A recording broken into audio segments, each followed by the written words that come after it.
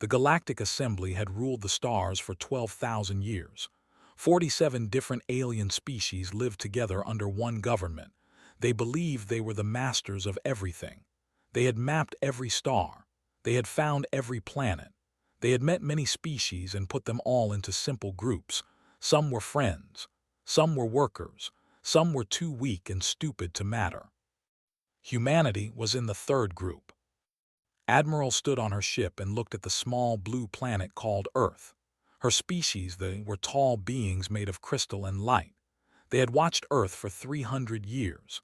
The humans were strange creatures. They made beautiful music and terrible weapons. They healed sick people and also killed millions in wars. They fought each other over land, money, and even the color of their skin. "They are not ready," said to her officers. "They are broken inside. They fight themselves like animals. If we bring them into the assembly, they will cause problems." High Arbiter did not agree. He was from the species. They looked like giant lizards with cold eyes and sharp teeth. His people had no mercy for the weak. "We should take them now," said. "Their planet has good metals. Their people can work in our mines. Why wait? They are weak. We are strong." The assembly had talked about humans for many years. Some wanted to help them. Some wanted to use them. A few wanted to kill them all before they became dangerous. None of them knew what humanity really was. On Earth, deep under the mountains of Korea, General Park read secret reports. He was 63 years old. His hair was gray. His face had many scars from old battles. He had spent his whole life getting ready for a war he hoped would never come. "They are watching us again," said Colonel Shin. She was his second in command. She was younger and very smart. Her eyes saw everything.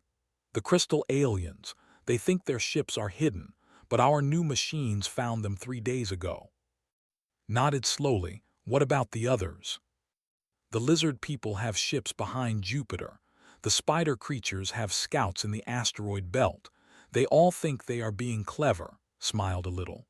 "They have no idea what we have been building." Humanity had learned the truth long ago. They had found a crashed alien ship in 1947. They found another one in 1986, and another in 2031. They took apart the ships. They learned the technology.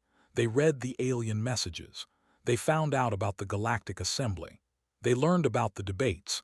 The aliens were deciding if humans should be slaves or dead. Humanity had spent 100 years preparing their answer. "Is Titan ready?" asked. His face became very serious, almost scared, almost proud. "Titan has been ready for 17 years, sir. It is waiting for your order." Deep under the ground, in a cave big enough to hold a city, something old and terrible began to wake up.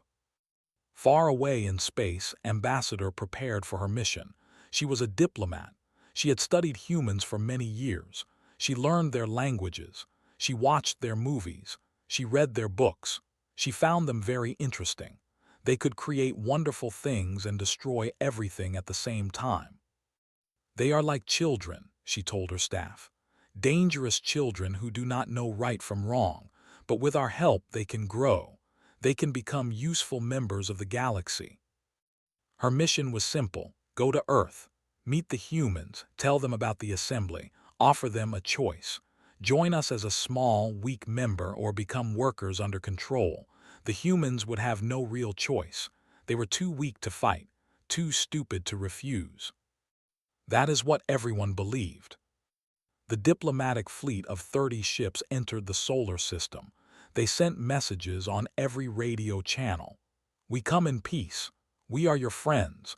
We want to help you join the greater galaxy." The humans sent back one message. It was short. "We know who you are. We know why you are here. We accept your request for talks. Send one ship to these coordinates."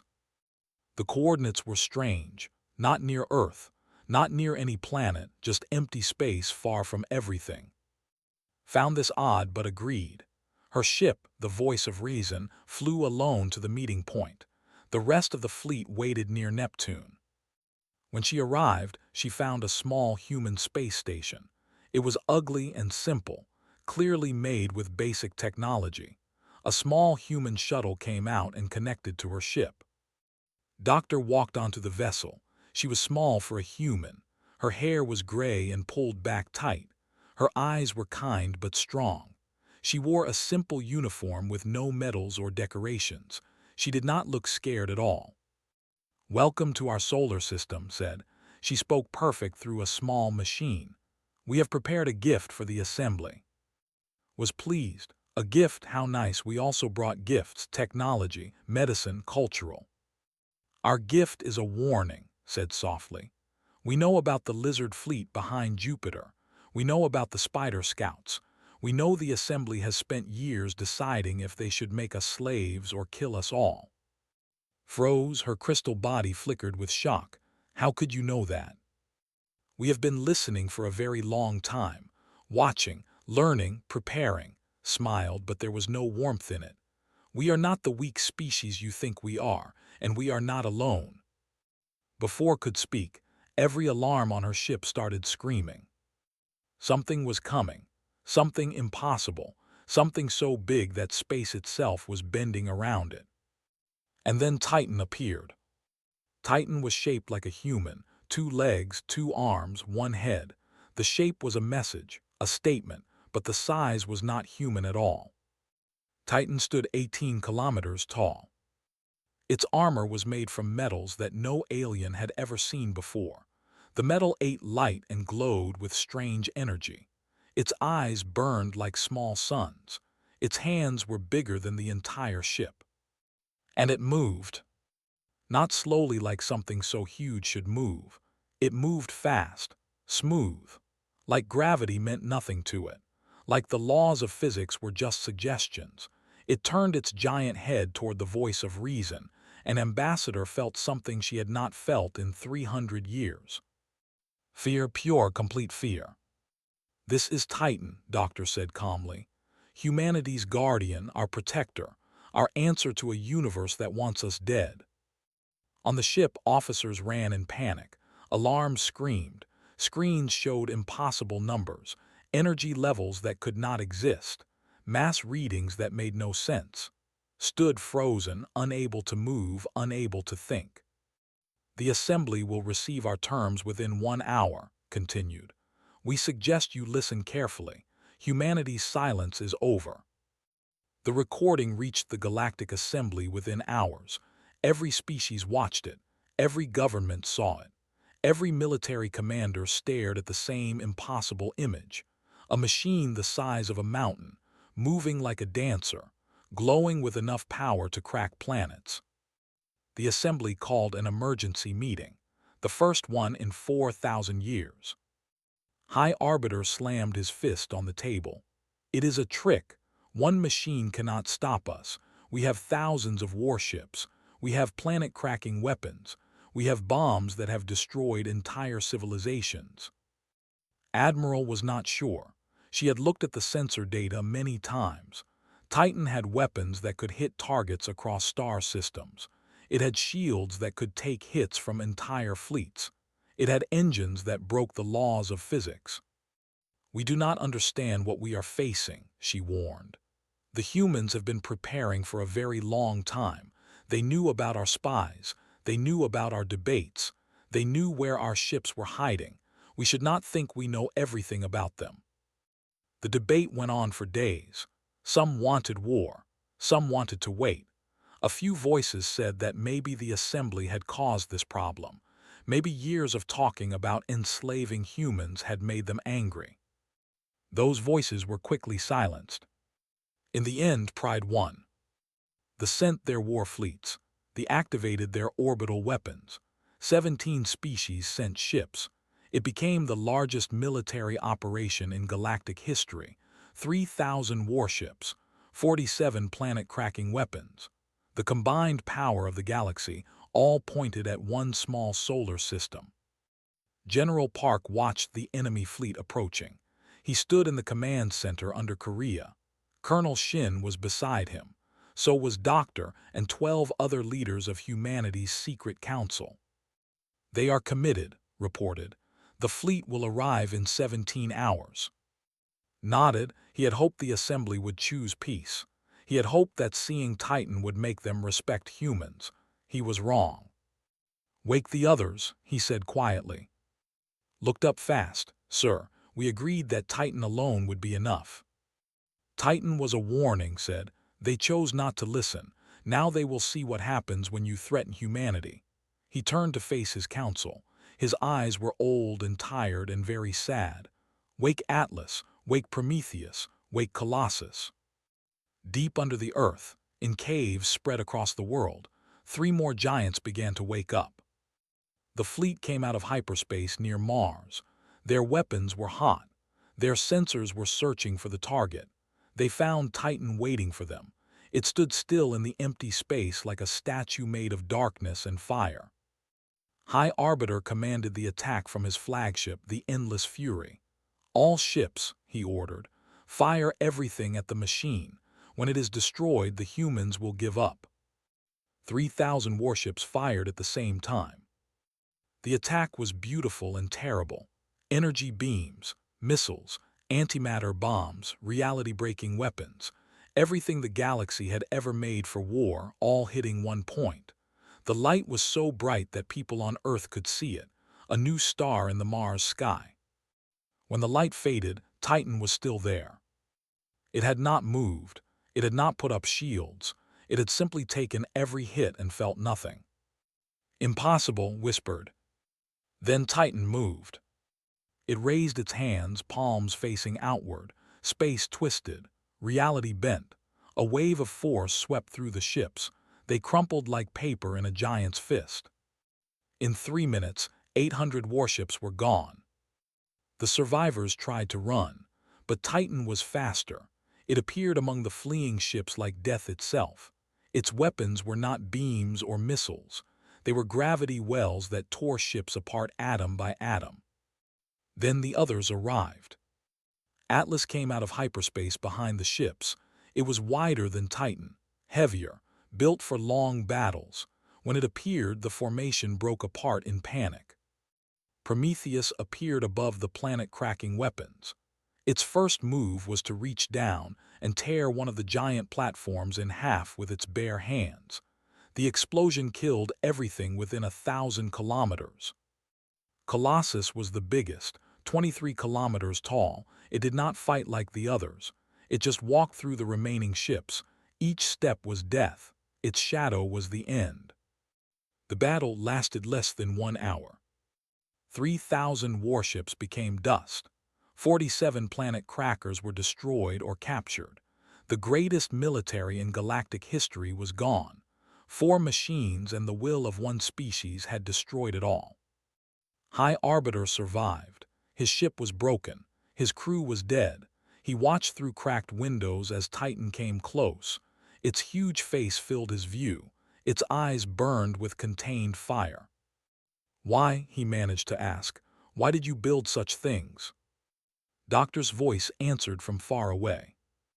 "Because we looked at the stars and saw only those who would destroy us. Because survival needs strength. Because we refuse to be victims." "You have doomed yourselves," spat. "The Assembly will never forgive this. Every species will unite against you." There was a long pause. "We know," said. "That is why we built more than 4. The Galactic Assembly declared total war on humanity within hours. For the first time ever, all 47 species forgot their old fights and united against one enemy. They called it the greatest threat the galaxy had ever seen. They called humanity monsters, demons, a plague that must be destroyed. Humanity called what came next the Year of Fire. Fleets came from every corner of the galaxy. The Assembly used everything. Their secret reserve fleets, their experimental weapons, their ancient doomsday machines that had been hidden for 10,000 years. They hired mercenary species from beyond known space. They activated defense systems that had not been used since the last galactic war. Humanity woke up the rest of their guardians. There were not just 4, there were 47. 1 for each species in the Assembly. 1 for each enemy humanity expected to face. They came from hidden bases all over the solar system, from the moons of Jupiter and Saturn, from hollowed-out asteroids, from secret places in the dark edges of the solar system. Each guardian was different. Each had special weapons. Each was built to fight a specific enemy. Aegis protected Earth. It was a giant that made shields big enough to cover whole continents. Nemesis hunted enemy leaders. It appeared without warning and tore command ships apart with its bare hands. Oracle could see the future. It knew where enemies would attack hours before they moved. And at the center of it all was Pilot One. She was 29 years old when she became Titan's first human pilot. They chose her from thousands of people. She had the right brain for the connection. She had the right mind for the pressure. She had the will to do what must be done. The connection between pilot and guardian was complete. When moved her hand, Titan moved its hand. When she looked through Titan's eyes, she saw the universe in ways no human was meant to see. The assembly called her the demon of Earth. Humanity called her their sword. Another wave coming, her tactical officer said through the mind link. Lieutenant watched the bigger battle while focused on what was in front of her. Ships, 600 of them, they are trying to get around Aegis. Moved Titan through space like a thought given form. She had gotten used to the size now. Kilometers felt like meters. Whole fleets looked like swarms of bugs against the vast emptiness. Prometheus, can you stop them? Already moving, Captain O answered. He was Prometheus's pilot, older than calmer, steadier. I will handle the ships, you deal with the planet crackers. Turned Titan toward the massive weapon platforms coming from the outer system. The planet crackers were the assembly's final answer. Machines that could break worlds apart, made to turn Earth into dust if the war could not be won. They are serious this time, said grimly. They have always been serious, replied. They just did not believe we were. She raised Titan's hands, and the stars bent to her will. The war raged for 317 days. Every day brought new battles, new enemies, new horrors. The assembly used biological weapons made to kill only humans. They threw asteroids at Earth. Aegis had to stay on defense all the time. They made special drones designed to attack the Guardians' weak points. And every day, humanity held the line. The Guardians took damage. Some were disabled. Some pilots were killed. Some went mad from the pressure. Nemesis fell at the Battle of Saturn. Its pilot gave her life to destroy a bomb that would have torn the solar system apart. Oracle was broken at the Siege of Mars. Its future-seeing powers burned out by a weapon made just for that purpose. But for every Guardian that fell, humanity grew stronger. Human engineers studied captured alien technology. They learned it. They improved it. Human soldiers learned to fight beside their mechanical protectors. They became something more than the weak infantry the assembly expected. And deep inside Earth, where no sensor could see, humanity's greatest secret kept growing. Doctor had not slept in 3 days. She stood in the deepest command center, watching data flow across her screens. General Park sat in his command chair beside her. His hair was now completely white. His face was drawn and tired. The assembly is talking among themselves, reported. Our spies say they might retreat. The war has cost them too much. 70% of their combined fleet is gone.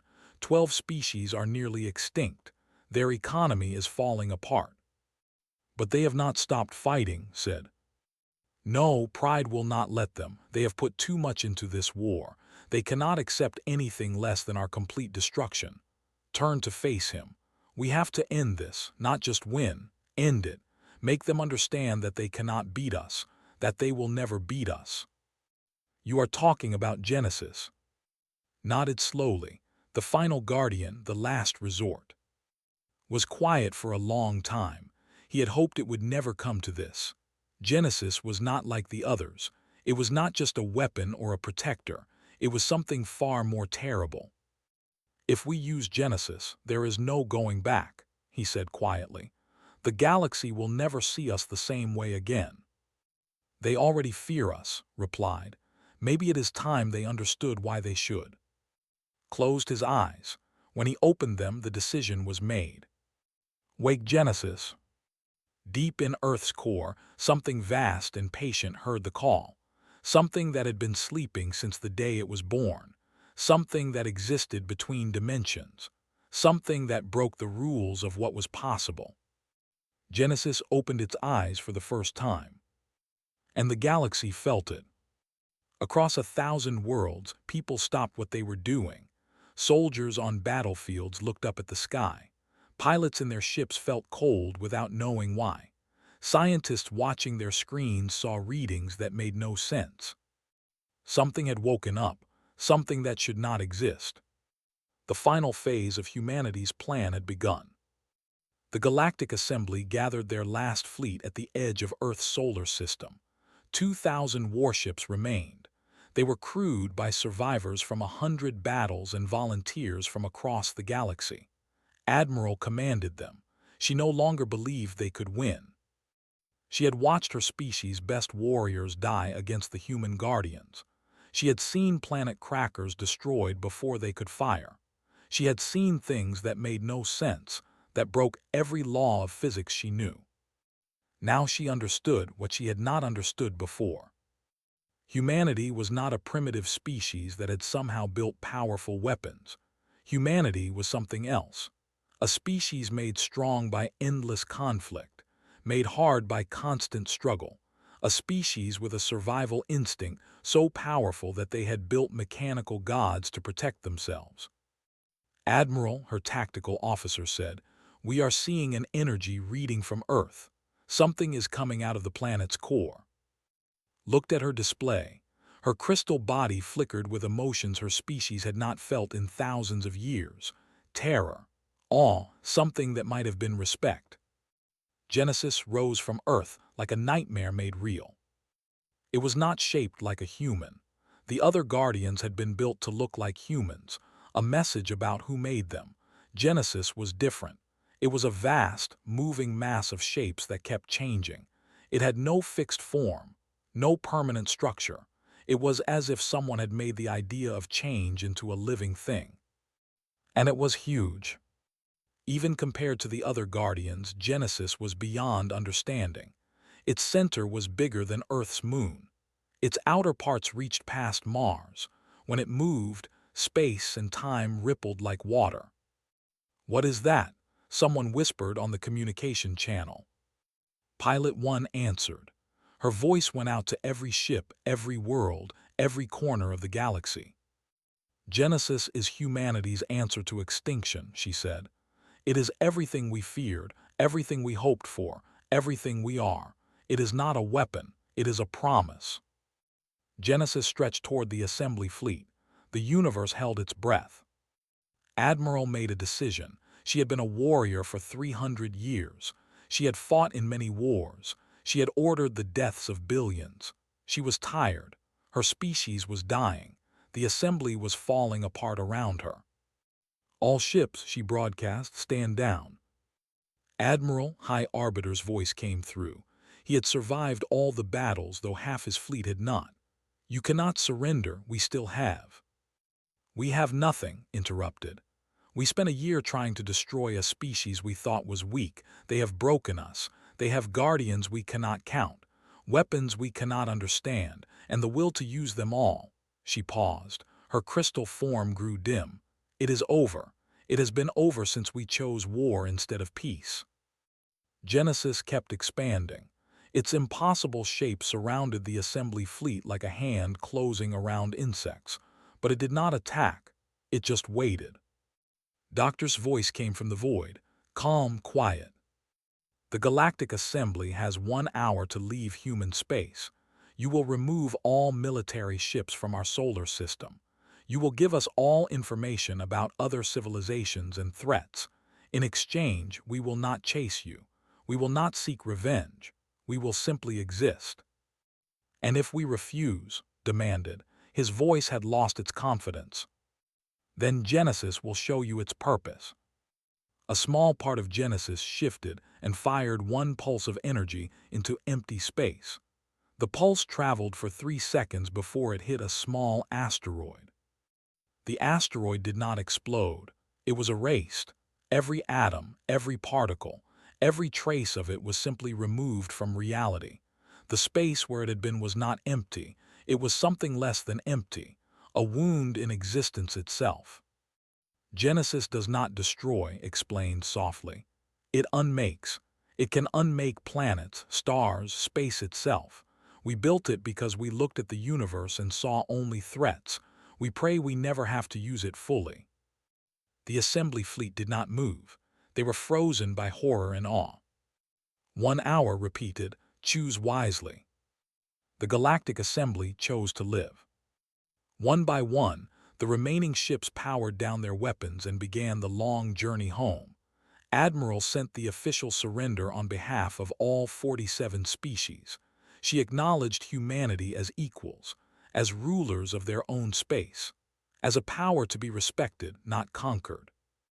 The war was over. Pilot 1 felt Titan hum around her. The connection between her and her guardian was deep and complete. She felt its satisfaction. It had done what it was built to do. Is it really over? Asked through the link. The war is over, said, but what comes next might be harder. She was right. In the months that followed, the galaxy changed more than it had in 12,000 years. The assembly fell apart. Its member species no longer trusted the government that had led them to such defeat. Some species closed their borders and refused to talk to anyone. Others reached out to humanity, wanting trade and friendship. Humanity accepted them all. Doctor became the face of human diplomacy. She traveled to distant worlds. She met with former enemies. She told them the same thing every time. We never wanted war. We built our guardians out of fear, out of desperation, because we knew the universe was dangerous. But now that we are safe, we can finally hope for something better. General Park retired. He was old and tired. He had carried the weight of humanity's survival for too long. On his last day, he visited the cavern where Titan slept. The guardian was still and silent. Its eyes were dark. Its massive form filled the cave like a sleeping giant from old myths. Thank you, whispered. Rest now, you have earned it. Deep inside Titan, something heard him. Something that was not quite machine and not quite alive. Something that had been made from human will and human fear and human hope. It dreamed of stars and fire, and the faces of those it had protected. And it waited. 1,000 years had passed since the war. The galaxy was different now. The old assembly was gone. In its place stood the Galactic Council. 300 species worked together. They traded. They explored.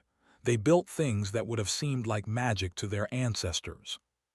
And at the center of it all was humanity. Ambassador Lee sat in the Great Council chamber. She represented Earth and all its colonies.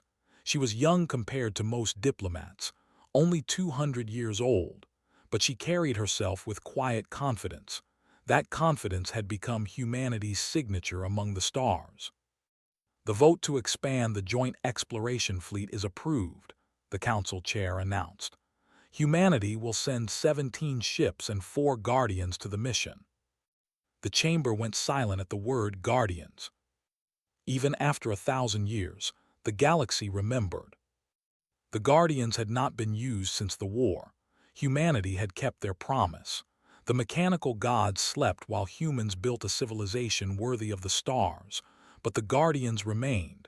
Their presence shaped everything, every political decision, every military alliance, every trade agreement. No species dared threaten Earth. No group formed against humanity. The memory of Genesis remained fresh in the mind of every civilization. After the meeting walked through the station. She stood at a window and watched the stars turn slowly past. A young diplomat approached her. He was only 300 years old, too young to remember the war himself. Ambassador Lee, they said, I have studied your species for many years. May I ask you a question? Of course. Your guardians, do they still work after all this time? smiled a little. They sleep, but they dream. Our pilots visit them sometimes. They keep the connection alive, and we keep building new ones just in case. In case of what? In case the universe remembers that it wants us dead, turn to face him fully. Your species watched us for centuries. You debated whether to make us slaves or kill us. You thought we were weak, primitive. You were wrong. We know that now. Good, smile warmed a little. The lesson we learned was not about power or weapons.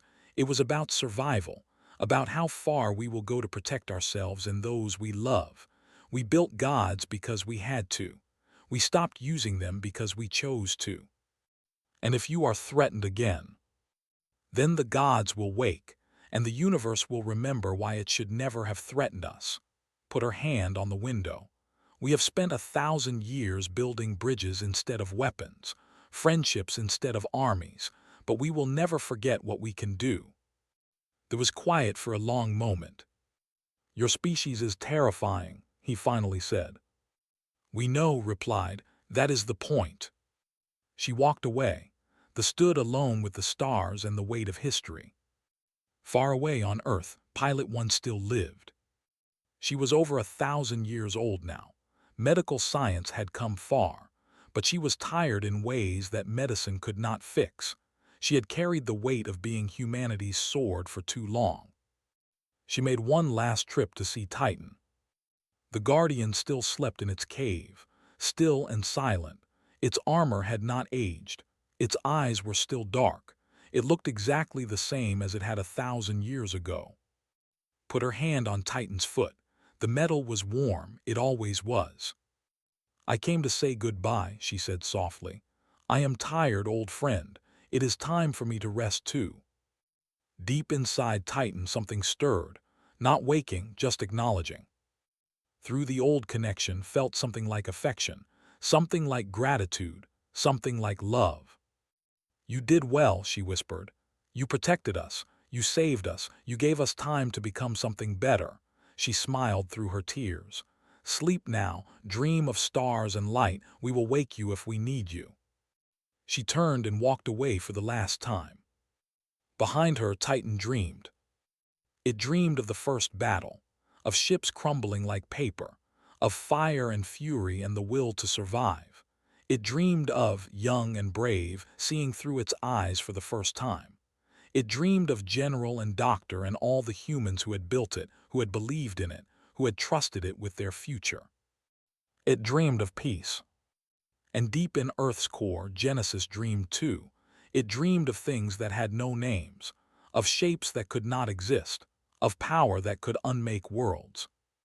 But mostly, it dreamed of the small blue planet above it, the world it had been built to protect, the world that had given it purpose. Humanity looked up at the stars, finally as equals, finally safe, finally free to become whatever they wanted to be. The galaxy had once thought them weak, primitive, barely worth noticing. Now the galaxy knew better. Now the galaxy remembered the day they witnessed humanity's Titan, the day the old order ended, the day the universe learned to fear a species from a small blue world. The Guardians slept, the humans dreamed, and the stars turned on forever and ever, watching over a galaxy that would never forget. The moment they witnessed humanity's Titan, the galaxy collapsed. And from those ruins, something new was born. Something better.